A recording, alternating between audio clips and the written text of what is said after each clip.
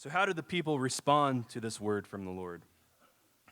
When they heard that it was God himself who was blowing their meager crops away, did they harden their hearts? No. In verse 12 we read, "Then Zerubbabel, the son of Shealtiel, and Joshua, the son of Jehozadak, the high priest, with all the remnant of the people, obeyed the voice of the Lord their God, and the words of Haggai the prophet, as the Lord their God had sent him." They recognized the voice of the Lord through his ordained prophet. And if you have read any of the Old Testament, you know how remarkable that response actually is.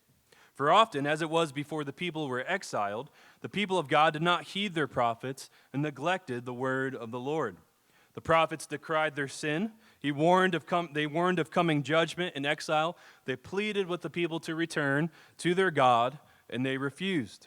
But now, having been planted back in the land by the Lord, and having been awoken by their circumstances and the ministry of the prophet Haggai, the people were ready not just to be hearers of the word, but doers. And of course, it is not just the people under the old covenant who are tempted to just hear the word, but not do it. That is your trouble, too. As we read in James 1, "Be doers of the word, not hearers only, deceiving yourselves. For if anyone is a hearer of the word and not a doer, he is like a man observing his natural face in a mirror. For he observes himself, goes away, and immediately forgets what kind of man he was. But he who looks into the perfect law of liberty and continues in it, and is not a forgetful hearer, but a doer of the work, this one will be blessed in what he does." The remnant in the land did not continue in the work, but became forgetful hearers. Yet now they have been stirred awake, and as doers of the word, James says that they will be blessed in what they do. In this, they are a reminder to us. Are there things you know you ought to be doing, you have heard time and again talked about in our teaching or in your reading, that you know you have not actually heeded and implemented? Maybe it's one of the items I listed at the start. Maybe it's something else.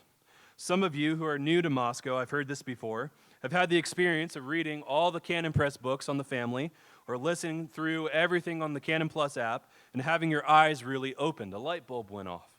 But then you moved here, and you slowly discovered, although you knew some of the right things now, you had not really begun to do them. Others have been here or in similar Reformed or CRC churches for many years now. And yet you know you're not living up to God's standard. You know your heart has grown cold, your faith has grown weak. Perhaps you know your marriage could really be a lot better, or that you really need to overcome that besetting sin of anger or lust. And in most cases, when this happens, it's not a lack of knowledge. That's not your issue. But it's a lack of earnest obedience and reliance on the grace of God in all things. You must endeavor to not just be a hearer of the word, but a doer of the word.